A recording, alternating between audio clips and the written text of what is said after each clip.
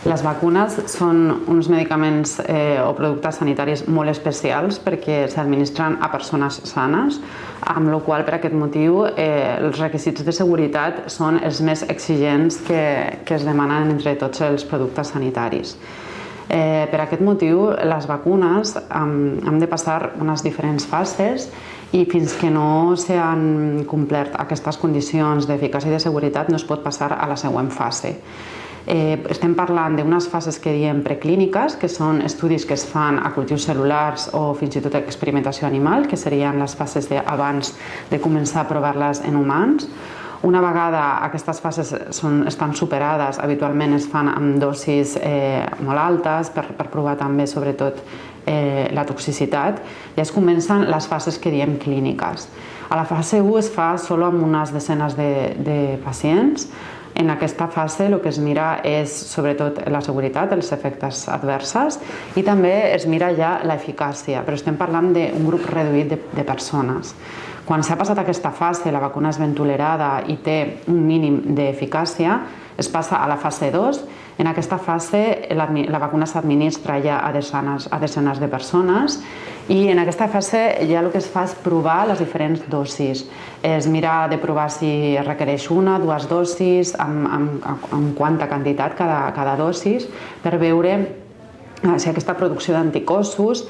requereix de més o menys dosis en el temps. I també, evidentment, en aquesta fase encara es continua avaluant la presència o no d'efectes adversos.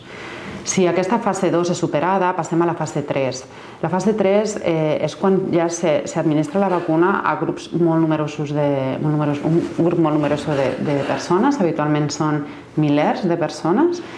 Aquí sempre estem parlant de per sota de 30.000 persones, però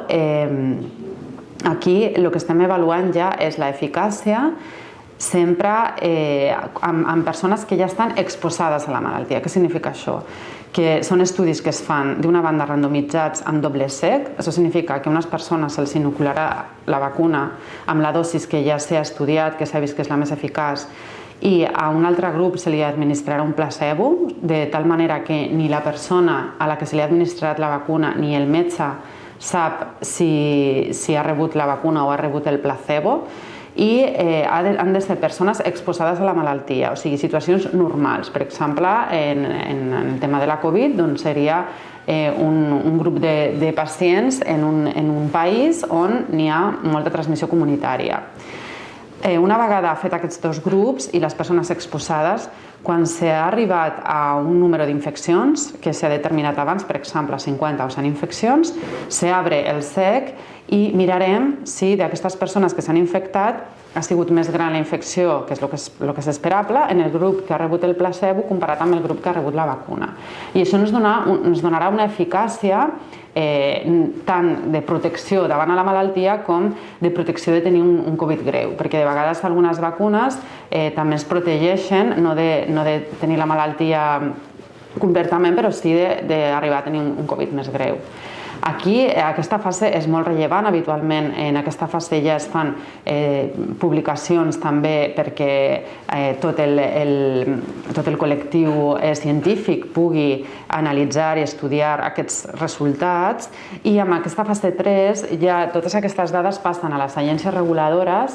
i són les que decideixen en última instància si es pot passar a la següent fase, que ja seria la comercialització, que seria la fase 4, quan ja es pot administrar la vacuna a grups més grans de persones i també amb altres condicions. No hem d'oblidar que en aquestes fases la inclusió de persones, no podem dir pacients perquè són persones sanes, és molt estricta i rigorosa, amb la qual habitualment són pacients o persones molt seleccionades, habitualment és gent jove, amb poca patologia de base. Per això és molt normal que quan passem a la fase 4, que és quan ja s'administra a la població en general, normalment baixa una mica l'eficàcia, perquè s'està administrant a persones que, per exemple, poden tenir problemes de defenses, la mateixa edat, la gent amb més edat té una mica més compromesa la immunitat, i aquí el que estem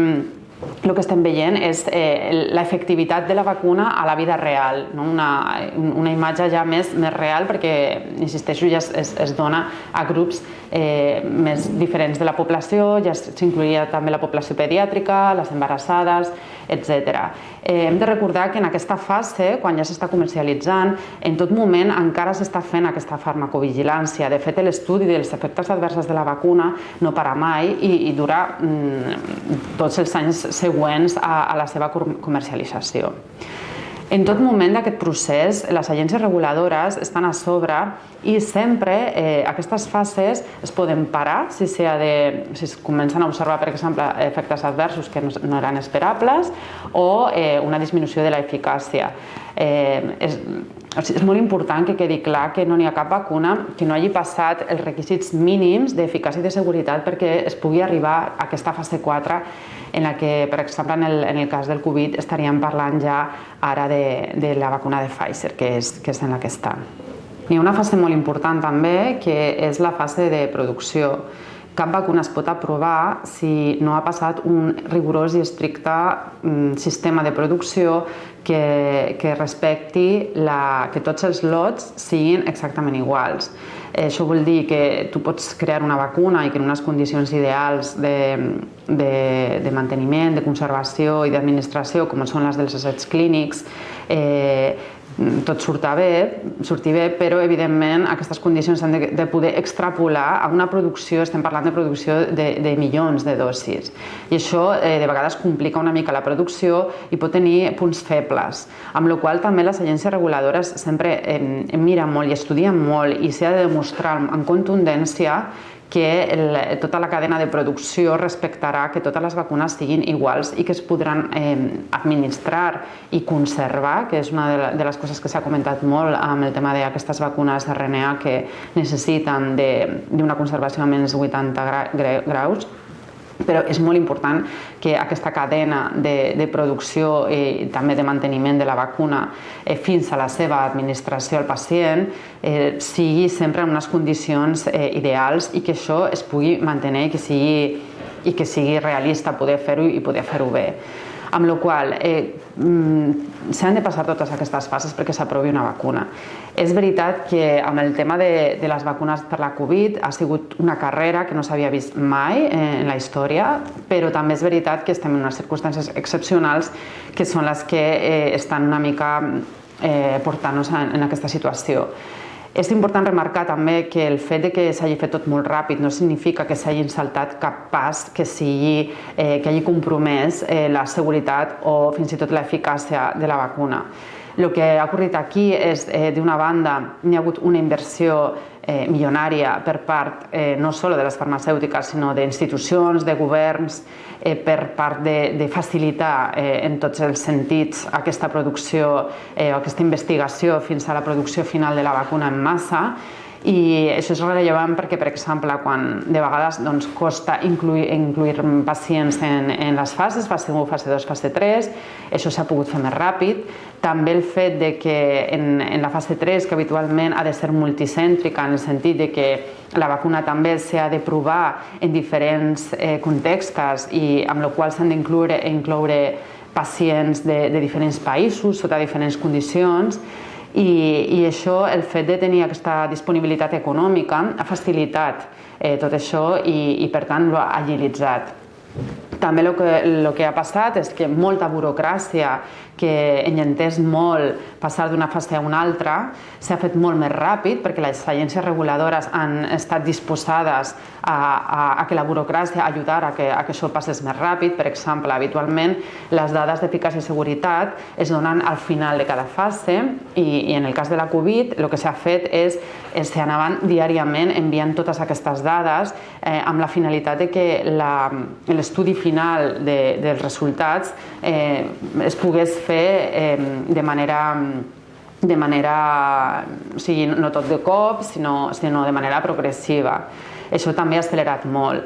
També s'ha passat d'una fase a l'altra pràcticament en paral·lel, o sigui, per exemple, per començar la inclusió dels pacients de la fase 2, habitualment s'esperava acabar la fase 1. En aquest cas, el que s'ha fet és ja se seleccionaven els pacients de la fase 2 abans d'acabar la fase 1. Seleccionar no significa començar a donar la vacuna, però sí ja tenia aquesta selecció feta, de tal manera que quan acabés la fase 1 ja tinguéssim la fase 2 preparada i ja es pogués posar en marxa pràcticament el mateix dia.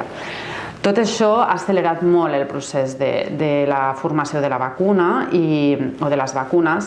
i això és important que quedi clar que no s'ha saltat cap fase que tingui a veure amb o que posi en compromís l'eficàcia i la seguretat de la vacuna, com he dit. En el sentit de les vacunes que tenim ara mateix disponibles, sabem que n'hi ha més de 300 vacunes que estan en estudi, però n'hi ha hagut 2 que són les que diguem, han guanyat aquesta carrera. De moment són les primeres, perquè evidentment aniran sortint més vacunes i potser fins i tot vacunes millors si estem parlant d'eficàcia en el futur, i pot ser que el 2021 o el 2022 ja n'hi farem servir aquestes de Moderna o de Pfizer, però és veritat que les dades que tenim fins ara de les dues són molt bones. Estem parlant d'eficàcies entre el 90 i el 95%, sempre, ja ho he dit, en condicions ideals. Segurament aquesta eficàcia baixa una mica quan s'estigui administrant en el món real, no en aquest món en unes condicions tan ideals com la dels assaigs clínics. Però també és veritat que són dues vacunes que són pioneres en el sentit que es fan amb RNA missatger. Això és un sistema de vacunació que ja s'està estudiant des de fa uns 10 anys i que ja s'estava començant a provar en altres vacunes, però que en aquest cas, per tot com ha anat la Covid,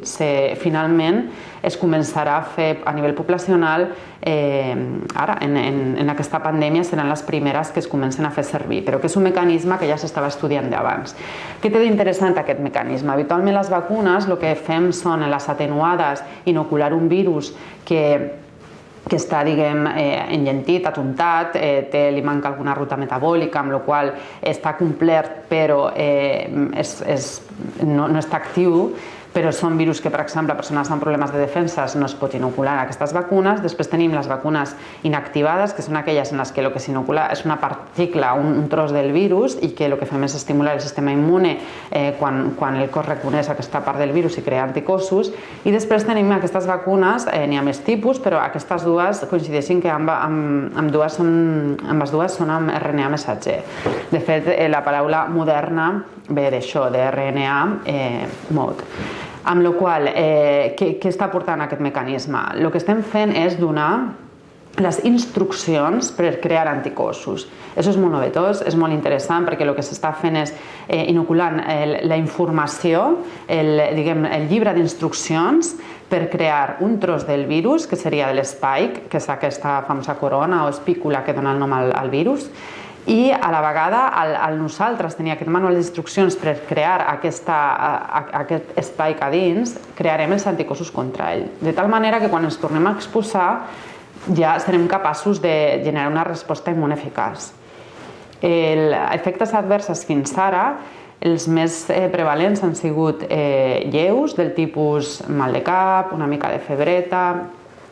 i també s'han vist efectes adversos de tipus al·lèrgic, perquè no hem d'oblidar que al final totes les vacunes, com qualsevol medicament, té un excipient i també pot haver una reacció al·lèrgica. S'han reportat casos greus d'al·lèrgia, però han sigut en 2 persones que tenien antecedents de reaccions al·lèrgiques molt greus. Vull dir, les autoritats sanitàries el que han recomanat és que les persones que tinguin debats de problemes d'al·lèrgia greu ho han definit com persones que sempre que proven un medicament nou o fins i tot se'n van de viatge o han de menjar alguna cosa que no l'han cuinat ells, han de portar sempre adrenalina a sobre per si fan una reacció al·lèrgica.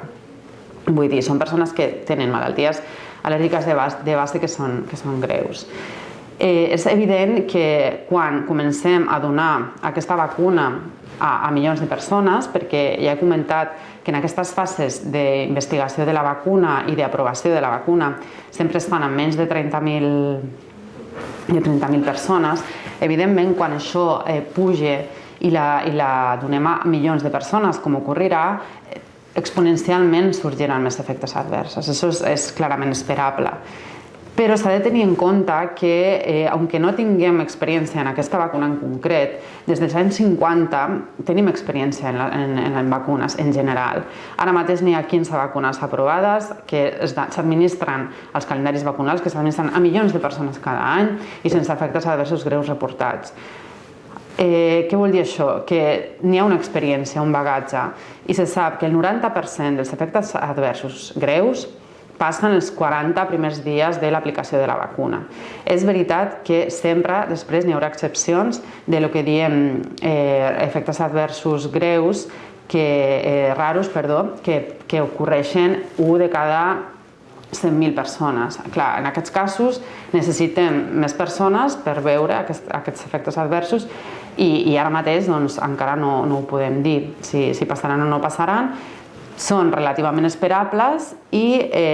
insisteixo, el més important és que la seguretat de la vacuna la donen aquests primers 40 dies, que és quan es veuen els efectes adversos. I en aquestes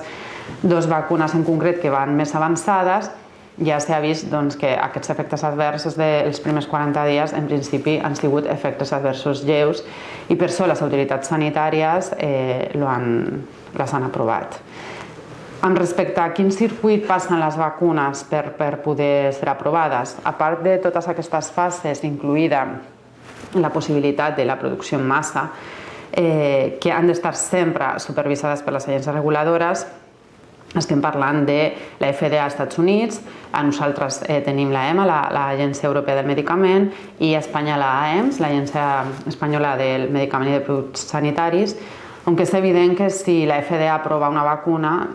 l'AEMS i l'EMA és estrany que no vagin darrere, perquè evidentment tots segueixen exactament les mateixes pautes de revisió per donar l'aprovació. El que sí que podem dir que n'hi ha incertesa és amb respecte a la duració d'aquests anticossos. Això encara no se sap perquè la informació que tenim d'una malaltia és des que la coneixem i en aquest cas aquesta malaltia és nova, només té uns mesos de vida, amb la qual també, com no es coneix bé ni la dinàmica de la mateixa malaltia, és complicat veure la dinàmica també dels anticossos que generarà la vacuna. Això és una cosa que sí que és una incertidumbre perquè evidentment aquestes vacunes no tenen estudis prospectius perquè no ha donat temps i això sí que serà una cosa que també evidentment sota la vigilància de les autoritats sanitàries, si es comencen a veure casos d'infecció en persones vacunades, doncs a partir d'aquí es valorarà la possibilitat de revacunar i insisteixo, pot ser que també vingui per aquí la possibilitat de que en el futur vinguin cada vegada més vacunes diferents i segurament les noves vacunes, la seva eficàcia diferent o millor en el temps vindrà donada d'aquí, de la possibilitat de que els efectes duren més temps i que no calgui revacunar tan seguit, que ara mateix això no es pot saber. I la incertesa és la que he comentat de com es respondrà aquesta vacuna quan sigui administrada a tots els grups poblacionals, la gent més vulnerable, la gent de risc, la gent amb immunosupressió, etc. Però en qualsevol cas, els efectes adversos, insisteixo, habitualment es valoren en aquests 2 mesos i això s'ha seguit com qualsevol procés de la producció de qualsevol altra vacuna o producte sanitari sota una rigorosa observació i estudi de les autoritats sanitàries. En aquest procés, per tant, de fabricació d'una vacuna i després de passar totes aquestes fases, hem de tenir en compte que com s'administra a unes 30.000 persones a dins dels estudis, una vegada que aquesta vacuna surta i s'administra a milions de persones, com està començant a passar ara, el risc d'efectes adversos augmentarà. Sempre n'hi ha en tots els productes sanitaris, si llegim qualsevol prospecte de qualsevol fàrmac, trobarem que n'hi ha efectes adversos del tipus raro, molt raro, que ocorreixen en 1 entre 100.000 persones, per exemple. Clar, com encara no s'ha aprovat aquesta vacuna en tanta gent, és evident que aquests efectes passaran i els veurem. I segurament, a més, tots ens enterarem perquè no sols estan les autoritats sanitàries a sobre d'això, sinó que tenim la premsa i segur que n'hi ha hagut un cas d'encefalitis o el que sigui. Això a dia d'avui passa amb qualsevol fàrmac, però mai s'ha tingut l'ull posat d'aquesta manera, no només per les autoritats sanitàries, sinó per tothom, amb la qual cosa ens hem d'acostumar a que de vegades sentirem aquestes notícies, però hem de confiar en que les autoritats sanitàries sempre estan a sobre d'aquesta informació, que si realment és tan rellevant com per parar la vacunació es farà, però que podrien passar perquè, insisteixo, encara no ha arribat la vacuna a la gent amb totes les condicions molt heterogènies de la societat i podria passar algun efecte d'aquests que estan catalogats com raro, molt raro. Sempre és evident que s'ha de valorar el risc-benefici, que és el que s'està fent, i en la situació en la que estem ara mateix de la gent morint per Covid, hem de valorar si per aquest efecte raro, molt raro, que sempre s'ha de mirar el primer si té a veure amb la vacuna, perquè de vegades també és complicat veure si és per la vacuna o no, però no s'ha de perdre la confiança en què ens arribin aquestes notícies.